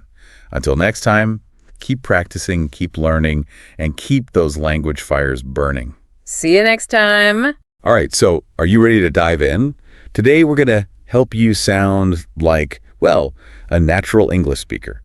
Like you were born speaking it, right? Exactly. And we're going to do that with a script. Oh, a script. For what? It's for a video for English language learners. Cool. What's the topic? Phrasal verbs. Ah, phrasal verbs. Those can be tricky. Yeah, they can be, but this script, it breaks them down by learner level. Yeah, that's helpful. So we can... Yeah, so we'll sort of jump around, find the most interesting parts no matter what your level is. Yeah, let's uncover the secrets of sounding natural and fluent. Exactly. So I was looking at the beginner section, and it's funny how many... Beginner section. Okay. Yeah, so, basic phrasal verbs. And some of them are so common we don't even think about them. Like what? Like get up. I mean, we all do it every morning. It's true. We do. Or go to sleep. These are things we do every day. Right. And even something like sit down. It's not just about taking a seat. It's like an invitation. Yeah, it sets the scene. Like sit down, dinner's ready. Or please Sit down, make yourself comfortable. Exactly. It adds a whole other layer of meaning. And it's so natural. And, another one that I thought was interesting is turn on and turn off. Oh, yeah, we use those all the time. Like turn on the lights, turn off the oven. It's like we're constantly interacting with our world through these verbs. And they often come in pairs, right? Ooh. With opposite meanings. Learn one. You got the other one too? Yeah. And another pair, put on and take off. Oh, yeah. Clothes, shoes, you name it. Exactly. You put on your clothes in the morning, take them off at night. And again, it's so natural, so effortless. It is. It's like a hidden code. A code to unlock fluency. I love that. Okay, what about pick up? That one's interesting because it can have multiple meanings. Yeah, you can pick up a book, pick up your friend from the airport. Right. The context is key. It tells you what it means. It's like a puzzle, but a fun one. It is. Okay, another fun one. Look for. Everyone's always looking for something. Right. Your keys, your phone, that missing sock. Have you seen my keys? I've been looking for them everywhere. Exactly.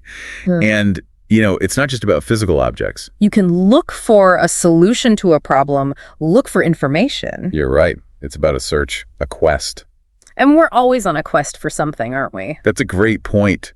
Okay, so we've talked about some pretty basic phrasal verbs. Yeah, just the tip of the iceberg. But now I want to get into some that add a bit more color. Yeah, let's spice things up a bit. Let's express some feelings, some opinions. Let's dive deeper. I'm ready. Are you? Let's go!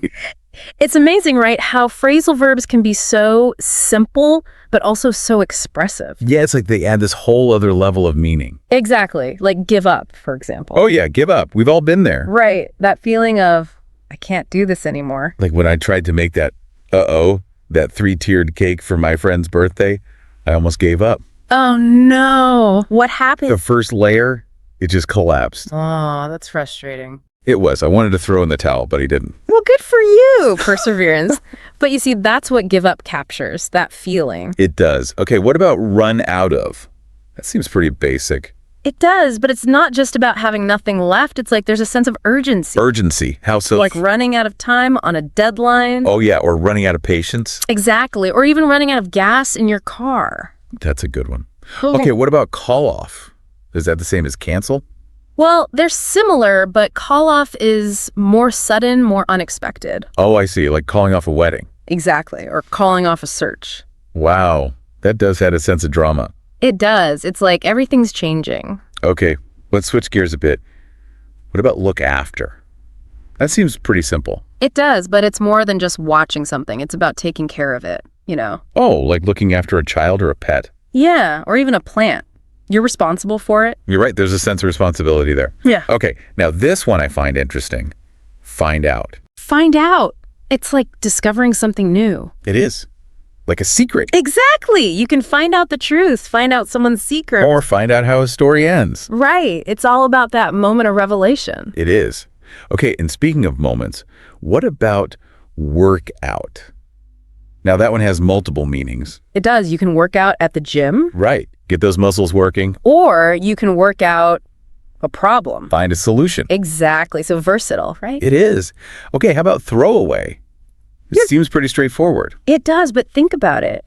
It's not just about getting rid of something. What else could it be? It can be about letting go, like throwing away old ideas, old habits. Wow, I never thought of it that way. It's like a fresh start. I like that. Okay, last one for this round. Catch up. Now that one sounds pretty social. It is. It's about connecting with people, Yeah, like catching up with friends. Exactly. Or catching up on work if you've been away. Oh, right. So it can be social or professional. It can. It's about bridging that gap, whatever it may be. I like that. Okay, so we've covered some pretty interesting phrasal verbs so far. We have, and we're just getting started. I know. Are you ready for the advanced level? Bring it on. I want to see what other gems we can uncover. Okay, let's dive in. Okay, so we're back and ready to tackle some advanced phrasal verbs. The big leagues. I know, right? But honestly, looking at some of these, I'm a little intimidated. Oh, which one's got you stumped? Well, like put up with, for example. It just seems so negative. It can be, yeah. But sometimes you need to express that feeling, like tolerating something. Okay, I see what you mean, like putting up with noisy neighbors or something. Exactly. Or a long commute, or even bad weather. It's about dealing with those less than ideal situations. Okay, that makes sense. What about bring up? That one seems a bit more, I don't know, delicate. It is. It's about introducing a topic, but in a smooth way. So not just blurting something out. Right. Like if you want to talk about something sensitive, you bring it up carefully. Right. I get it. Okay, now this one I always struggle with. Back out. Does it always make you sound unreliable? Not necessarily. It can mean changing your mind, but it doesn't always have to be negative. Oh, really? How so? Well, imagine you agreed to go to a party, but then you get sick. You have to back out. Oh, right. So it's not like you're breaking a promise. It's just a change of plans. Exactly. It's all about the context. Context is key. Yeah. Okay, what about step up? That one sounds more positive. It is. It's about taking action, taking responsibility. Like stepping up to a challenge. Exactly. Or stepping up to help someone. Oh, I like that. Okay, take over. Now that one sounds a bit intense. It can be. It's about taking control of something. I'm just taking over a company. Yeah, or even something smaller, like taking over the cooking when your friend's tired. Right. It's about being in charge. Okay, last one. Break down. That one seems like it has a million meanings. It does. A car can break down, a plan can break down, even a person can break down. Wow, so many possibilities. It's amazing how one phrasal verb can be so versatile. It is, and that's the beauty of phrasal verbs. They add so much color and nuance to the language. I totally agree. Well, I think we've broken down quite a few phrasal verbs today. We have, and hopefully our listeners feel more confident using them. Exactly.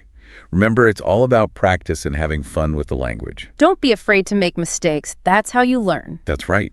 So, to all our listeners out there, keep exploring the world of phrasal verbs. And who knows, maybe you'll even discover some new favorites along the way. And if you do, be sure to share them with us. We'd love to hear about your phrasal verb adventures. Until next time, happy learning. Okay, so let's be real for a sec. Small talk, right? It can be like the most awkward thing ever. Like when you're stuck in a situation and you know you should be chatting, but your mind just goes blank. Anyone else? Feel me on that. But get this. What if I told you that this deep dive could actually turn that dread into pure confidence? And we're going to do it using a source you'd never expect. A video script, get this, for people learning English. I know, right? Sounds a little out there. But seriously, this script is full of stuff that goes way deeper than just language. It's like a secret masterclass in how humans connect, hidden inside an English lesson. Okay, I got to admit, when you first mentioned this source, I was kind of like, how can something for total beginners help someone who's already fluent? That's fair, totally. But the cool thing here is, by breaking small talk down into these simple steps, it actually shows you the psychology behind how we connect. Like, it's a cheat sheet for building rapport, even if you never needed help with English in the first place. So it's more about understanding the, deeper game, not just memorizing lines. Exactly. For example, the script makes a big deal about greetings and weather talk, stuff we might think is just filler. Yeah, I always thought that stuff was kind of pointless. Right. But they actually serve a super important purpose.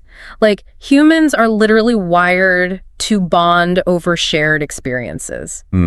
Okay. Even something as simple as complaining about the heat or, whatever the weather's doing. Okay, yeah, I guess I can see that. It creates that instant common ground, that we're in this together feeling, which is huge for starting any kind of connection. Wow, that's actually so true. I never thought about it that way. And the script goes even further. Instead of those boring old greetings like, "Hi, how are you?" it gives you phrases that fit the specific situation so you get a better response. Oh, I like where this is going. Give me an example. So say you're at a party. Instead of that robotic, "Hi, how are you?" try something like, "What brings you here?" Way more interesting, right? Way more. It's like you're actually interested, not just saying words. Exactly. It shows you're paying attention and they actually get to share something about themselves. It's what they call a strong bid in, like conversation analysis stuff.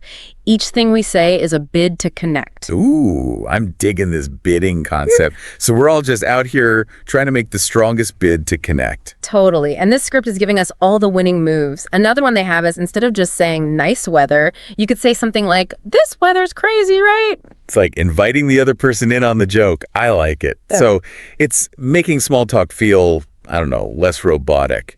But what really stood out to me was the role-playing part. Ah, yes. That's where the magic really happens. The people who made this script, they get it. Knowing the right words isn't enough. You got to actually practice using them. And role-playing is the best way to do that. But what if you don't have someone to practice with? Isn't that kind of, weird to do alone? For sure. But you can totally do it in your head. It's called mental rehearsal. Basically, you just picture yourself in different situations. Hold on. So you're saying By just imagining myself rocking these small talk moments, I'm actually getting better at it in real life. You got it. Might sound a little strange, but neuroscientists have found that when you rehearse something mentally, your brain fires up the same way it does when you're actually doing the thing. No way. That's so cool. It's like training your brain for social situations, like a cheat code for confidence. I'm already feeling less terrified about networking events or, just parties in general. It's crazy, right? How powerful our brains are. Like, this script really shows you how to use that power to, level up your social skills. I like that, level up. So we've talked about greetings, weather talk, even practicing in your head. What else does this script have up its sleeve? Okay, so one thing that really impressed me was the questions. They go way beyond those typical boring questions like, where are you from? Or what do you do? The usual suspects. Yeah, those can be so snooze fest sometimes. Right. Instead, they give you all these questions that are actually interesting, designed to, spark real conversations. Okay, I'm all about those real conversations. Tell me more. Give me the good stuff. So instead of asking, what do you do? Which can feel kind of like a job interview, They suggest asking, what do you like to do for fun? I mean, that's a classic for a reason, right? It gets people talking about what they're actually passionate about. Exactly. It's like you're inviting them to show you their real selves, not just their LinkedIn profile. And if you really want to go deeper, you could try something like, what's the most interesting thing you've done lately? Ooh, I like that one. It's like a sneak peek into their adventures. You might even discover you have some cool stuff in common. Totally. Plus, it shows you're actually curious about them, not just trying to fill the silence. And they even have specific questions for different situations. Like, if you're at a dinner party, you could ask, have you tried any good restaurants lately? Perfect. Everyone loves talking about food.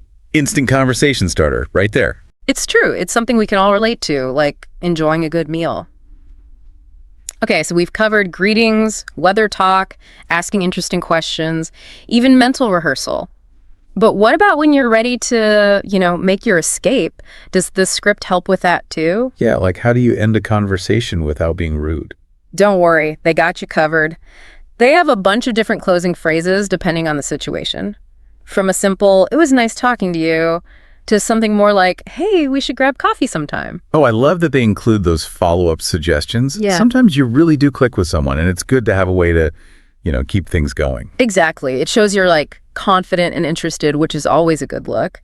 And even if they can't meet up, it still leaves a good impression. They'll remember you as someone who actually wanted to connect. Yeah, it's like planting a seed, right? You never know where those initial conversations might lead. What about those times when you just need a quick, casual exit, though, like you're running late or something? No problem. They have those too. They suggest things like, catch you later or have a great day. Those are perfect for keeping it light and friendly without feeling like you have to, hang around forever. Okay, so whether you're aiming for a lifelong friendship or just a quick chat, it sounds like this script has given us a whole toolbox for navigating the social world. Yeah. It's like they took all the guesswork out of small talk and gave us a clear path to follow. It's pretty amazing. And what's so cool is that this script, even though it's for people learning English, it actually shows us some really deep things about human connections, like a reminder that we all want to feel understood, even in those little everyday conversations. So true. And I think that's what makes this deep dive so valuable. We're not just learning phrases, we're learning about what makes us human and how even a short conversation can make a difference, create a ripple effect. It's like we're seeing the world through a whole new lens now, right? Yeah. And that brings us to the best part, putting it all into practice. We've talked about a lot today, the different phases of small talk, how to make a bid for connection, even practicing in your head. But now it's your turn, dear listener. Take these ideas and make them your own. Yes. This is where the real transformation happens. We've given you the tools. Now it's up to you to use them. And remember, you don't have to be perfect. The goal isn't to become some kind of small talk robot. Exactly. Be yourself, be genuine, and use these techniques to connect with people in a real way. So let's recap the top 3 things we've learned from this unexpected deep dive into, mastering small talk.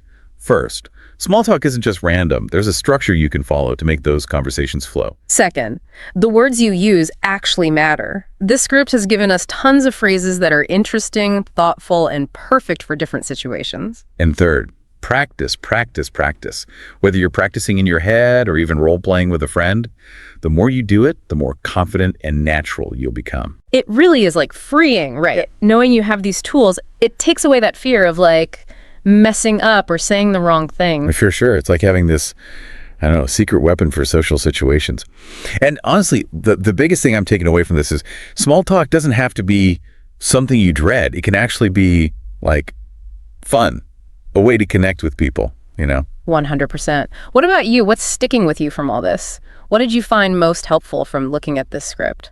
It's funny. I think what resonated most was realizing that everyone, even people who seem super outgoing, they've probably felt that awkwardness too. This script shows that small talk is a skill, like something you can learn and get better at, just like anything else. Right. It's not like some people are born knowing how to do it and others aren't. Exactly. It takes so much pressure off. You can just approach those conversations with curiosity, like a little game. Just see what happens. I love that, a little game. It really can be like an adventure, Yeah. discovering something new about someone, even if it's just a tiny thing. And it reminds you that even those small moments, a quick chat, a smile, they can all make a difference. It's like we're all connected in this big web, and every conversation adds to that, Absolutely. So as we wrap up this deep dive into, well, the surprisingly interesting world of small talk, I want to leave you with this. Think about the next time you are in a situation where there's going to be some small talk. Maybe it's a party or a work event, even just grabbing coffee.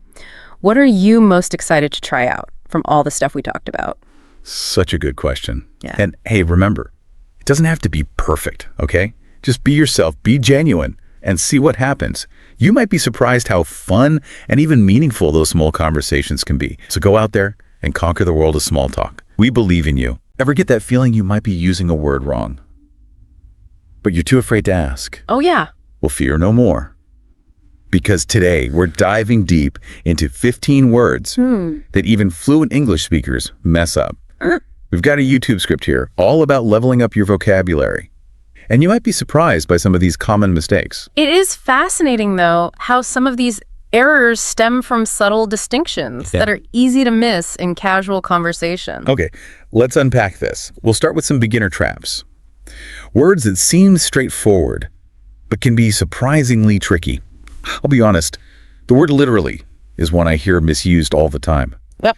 Just the other day, someone told me they were literally dying from how much they had to do that week. Ah, yes. Literally seems to be a word that's been taken hostage by hyperbole. So remind us, what should literally mean? Why is it important to use it correctly? Literally means something actually happened, exactly as stated. Yeah. It emphasizes the reality of a situation, not an exaggeration. Right. While your friend might have felt overwhelmed, they weren't literally dying. Right. You see, using literally correctly makes sure your words carry their intended weight.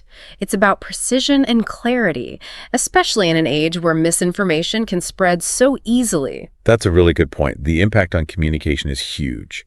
Okay, another beginner word that trips people up is unique. I once saw a store advertising a sale on very unique items. Something about that just felt off. That's because unique means one of a kind. Right. Inherently special. It stands alone. Right. So adding modifiers like very or quite is redundant and actually weakens the impact of the word. So instead of saying something is very unique, how can we highlight that specialness in everyday conversation? Let the word unique speak for itself. Okay. You could say that painting is truly unique or her style is unique. You're emphasizing the inherent specialness without needing to qualify it further. That's so interesting. I can see how that subtle shift makes a big difference. Even these beginner words have hidden depths. You really have to think about their true meaning. Absolutely, and that's what makes language so fascinating. Now, prepare to have some assumptions challenged because some words have meanings completely different from what most people assume. Okay, I'm intrigued. Give me an example of one of these words. Let's start with irony. Okay. Many people confuse irony with simple coincidence or bad luck. For example, someone might say, "It's so ironic that I won the lottery and then got hit by a car." So winning the lottery and then getting hit by a car, that's just bad luck, not irony. Yeah. What makes a situation truly ironic? True irony involves a situation where the outcome is the opposite of what was expected, often with a humorous or sarcastic undertone. A classic example would be a fire station burning down. It's not just about unfortunate timing, it's about a surprising reversal of expectations. Wow, that makes so much sense. It's not just about something bad happening. It's about the unexpected nature of the situation. You see, understanding irony helps us analyze situations more deeply. It's not just about bad luck. It's about recognizing the unexpected and sometimes absurd nature of life. Speaking of unexpected twists, Yeah. let's talk about a word. often misused in situations with high stakes. Alibis. Mm-hmm. I feel like I hear people using alibi as a synonym for any kind of excuse. Yeah. Like, oh, I have a good alibi. Right. Yeah. That's a common mistake. People might say, I didn't finish the project, but I have a good alibi. Wait, so if it's not just any excuse, what makes a real alibi? I'm genuinely confused. An alibi has a very specific legal meaning. Okay. It refers to proof that someone was somewhere else at the time a crime was committed, demonstrating their innocence. It's not just any excuse.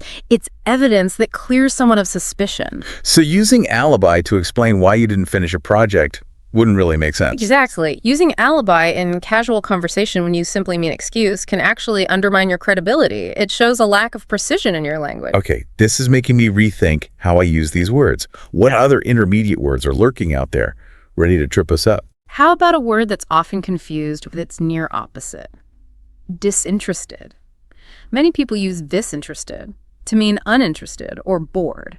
For instance, someone might say, I was completely disinterested in that meeting. Disinterested. If it doesn't mean bored or uninterested, then what does it actually mean? Disinterested actually describes someone who is impartial or unbiased, free from personal stake or interest in a situation. A good example would be a judge who must remain disinterested in the outcome of a case. Okay. They can't be swayed by personal opinions or biases. So if I wanted to say that I found the meeting boring, disinterested wouldn't be the right word to use. Precisely. In that case, uninterested or bored would be more accurate. Right. Disinterested implies neutrality and objectivity. It's about being impartial, not uncaring. I never realized how a single word could completely change the tone and meaning of a sentence. It's all about understanding those subtle but powerful nuances. Absolutely. And that's what we're here to explore. Are you ready to be bemused by the next word? Bemused. Okay, you've definitely got my attention. What's so tricky about this one? People often think bemused means amused or entertained. Okay. You might hear someone say, I was bemused by his silly jokes. So if bemused doesn't mean amused, then what's the real meaning? Bemused actually means puzzled, bewildered, or even slightly confused. Think of it as a state of mild perplexity, for example. You might be bemused by a riddle you can't solve. Huh? Or a strange event you don't fully understand. So it's not about laughing at a joke. It's about that feeling of, wait, what just happened? That makes a lot of sense. Imagine someone watching a magic trick. Right. Their brow furrowed, a slight smile playing on their lips. Yeah. That's bemusement. It's not amusement, but a fascinated perplexity. Okay, now I'm really starting to understand the difference. Uh-huh. Bemused is a much richer word than I realized. Mm-hmm. It's about that space between amusement and confusion. Exactly. And these subtle distinctions can make a big difference in how your message is received. Are you ready for our final intermediate word? Bring it on. I'm ready to tackle anything. All right. Let's explore a word that's often misused to describe something grand or impressive. Enormity. People often use enormity to emphasize the sheer size or scope of something. You might hear someone say, I was overwhelmed by the enormity of the project. That's how I usually use it. But I have a feeling it doesn't quite mean what I think it means. What's the real meaning? While enormity can relate to size, its primary meaning leans towards something more serious and weighty. Okay. It often refers to extreme wickedness, outrageousness, or the sheer gravity of a situation. Right. Particularly in a moral or ethical context. So it's less about physical size and more about the weight of the implications. Precisely. For instance, if you were discussing a horrific crime, you might speak of the enormity of the act to emphasize its moral depravity and the severity of its consequences. Wow, that puts the word in a whole new light. It's not just about something being big, it's about something being profoundly impactful, often in a negative sense. Exactly. It's a word that carries a lot of weight, both literally and figuratively. Okay, we've covered a lot of ground already. And I'm starting to feel the enormity and the true sense of the word, of all these linguistic nuances. What's next on our journey? Next, we'll be venturing into the realm of advanced words, where the nuances become even more intricate. Are you ready to level up your vocabulary even further? Absolutely. I'm eager to see what other linguistic gems await us in this deep dive into words. Right. It'd be great. Awesome. Fasten your seatbelts, because these advanced words can be real brain twisters. They're the ones that often pop up in intellectual discussions or professional settings, and misusing them can unfortunately make you sound less credible. Okay, I'm ready to face the advanced word challenge head on. Let's start with one that I've definitely struggled with in the past. Decimate. Decimate is fascinating because its common usage has drifted quite far from its original meaning. People often use it as a synonym for completely destroy, like saying the hurricane decimated the coastal towns. Yeah, I've definitely heard it used that way. But if it doesn't mean to completely destroy, then what does it actually mean? Decimate has a very specific historical root. It comes from the ancient Roman practice of punishing mutinous troops by killing 1 out of every 10 soldiers. So the original meaning of decimate is to reduce by 1/10, not to obliterate completely. Wow, I had no idea. That's a pretty grim origin story for a word. So using decimate to describe the total destruction of a town wouldn't be quite right. Exactly. It's a case of hyperbole overtaking precision. While the impact of a hurricane can be devastating, it's unlikely to literally reduce a town's population by exactly 1/10. This is why I love these deep dives. You uncover these hidden layers of meaning that we often miss in everyday conversation. It's like learning a secret code. This word's bloody history reminds us that language carries the weight of the past. Even today, decimate suggests a severe calculated reduction, not total destruction. Okay, what other advanced words are waiting to be decoded? Let's tackle one that often gets misused in academic circles: peruse. Peruse. I'll admit I've been guilty of using this one incorrectly myself. I always thought it meant to quickly skim through something. That's a very common misconception. In reality, peruse means to read thoroughly and carefully. It implies a close and attentive examination of a text, not a hasty glance. So if I said I perused the report before the meeting, it would mean I'd given it a very close read, not just skim the headings. Precisely. Using peruse correctly conveys a sense of diligence and attention to detail. It suggests you've really absorbed the information. This is another one of those aha moments. I'm realizing that using these advanced words correctly can signal a certain level of intellectual rigor. It shows you're not just skimming the surface. Exactly. It's about choosing words that accurately reflect the depth of your engagement with the topic. All right, bring on the next advanced word challenge. I'm feeling more and more confident with each one we tackle. Let's see if you can crack the code on this one. Nonplussed. Nonplussed. This one seems tricky. I've heard it used to describe someone who's calm and collected under pressure. Like, even though the presentation went wrong, she remained nonplussed. That's a clever guess, but it's actually the opposite. Nonplussed describes a state of being surprised and confused, often to the point of speechlessness. It's that feeling of being caught off guard and unsure how to react. Wow, so it's almost like being speechless with shock. Exactly. Nonplussed implies a momentary loss of composure, a sense of being bewildered. It's that deer in the headlights feeling. That makes so much more sense. I can see how misusing this word could lead to some awkward situations. Indeed, it highlights the importance of understanding the nuances of these advanced words. They can have a big impact on how our message is perceived. Okay, what other advanced word adventures await us? I'm ready to expand my vocabulary horizons. Let's explore a word that often gets used in a way that diminishes its true impact. Plethora. Plethora. I usually think of this word as meaning a lot of something in a positive way, like there was a plethora of fun activities to choose from at the festival. That's a common interpretation. But plethora carries a slightly different nuance. While it does mean an abundance of something, it often implies an excessive or overwhelming amount. Okay. It can sometimes even suggest a sense of burden or inconvenience. Interesting. So it's not just about having a lot of something, it's about having maybe too much of it, like it's overflowing. Precisely. Imagine a situation where you're bombarded with information or faced with an overwhelming number of choices. That sense of being inundated can be captured by the word plethora. So if I were to say, I have a plethora of emails to respond to, it would imply that I'm feeling a bit swamped by them, not necessarily excited about having a full inbox. Exactly. It's about that tipping point where abundance starts to feel like excess. It's about that too much of a good thing feeling. I'm starting to see how using plethora correctly can add a layer of sophistication to my descriptions. It's a much more nuanced way of expressing abundance than just saying a lot. It's about choosing words that convey not just the quantity, but also the impact of that quantity. This is making me realize how much I've taken these words for granted, what other advanced words are hiding in plain sight, waiting to be understood. Let's delve into one that's often misused in discussions about facts and information. Factoid. Factoid. This one seems pretty straightforward. I always thought it just meant a small or trivial fact. That's how it's commonly used, but its original meaning is a bit more nuanced, even controversial. The term factoid was actually coined to describe something that appears to be a fact, but is actually false or unsubstantiated. Right, really? That's a completely different meaning. That's the risk with using factoid in its original sense. It implies a degree of skepticism or even doubt about the validity of the information being presented.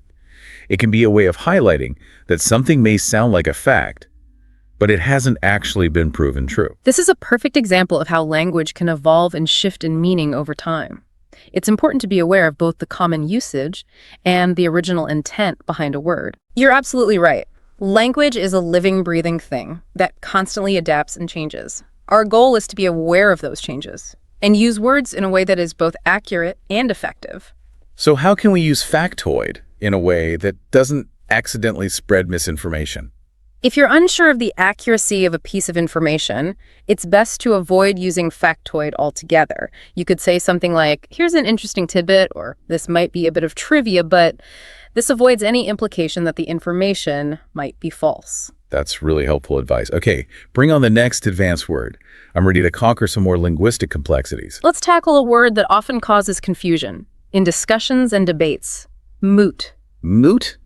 I've always thought of this word as meaning irrelevant or pointless. Like that argument is moot because the decision has already been made. That's a common understanding, but it's not entirely accurate. While moot can relate to something that's no longer relevant, its original meaning is a bit more nuanced. It originally referred to a matter that is open for debate or discussion. So if a topic is moot, it's not necessarily pointless. It just means there's room for further discussion or consideration. Precisely. Imagine a legal case where the circumstances change, making the original point of contention no longer relevant to the outcome. The issue might be considered moot, not because it was unimportant, but because it's no longer central to the case. That's a really helpful clarification. So it's less about the topic being irrelevant and more about its significance having shifted or diminished. Exactly. It's about acknowledging that the context has changed, and the original point of debate may no longer be the primary focus. I'm definitely feeling more enlightened than moot after tackling that one. What other advanced word adventures await us? Let's wrap up our exploration of advanced words with a pair that often trips people up: infer and imply. Infer and imply, the classic conundrum. I know these words are related to drawing conclusions, but I often mix them up. It's a common confusion. The key difference lies in who is doing the action. The speaker or writer implies something, meaning they suggest or hint at something without stating it directly. The listener or reader infers something, meaning they draw a conclusion based on what is implied. So if I were to say, it's getting late, I might be implying that it's time to go, even though I haven't explicitly said so. Exactly. And if you, as the listener, understood my implication, you would have correctly inferred my meaning. I see. So it's a two-way street. The speaker sends out a subtle signal, and the listener picks up on that signal and draws a conclusion. Precisely. It's like a subtle dance of communication where meaning is conveyed through suggestion and interpretation. This distinction is so subtle, but it's crucial for clear communication.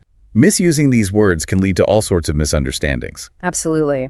Mastering the difference between infer and imply is essential for navigating conversations and interpreting written texts accurately.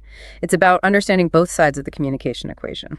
Wow, we've covered a lot of ground in this deep dive. It's amazing how much depth and complexity there is to these seemingly simple words. And we've only just scratched the surface. But I hope you're starting to see how understanding the nuances of language can empower you to communicate with greater clarity and precision.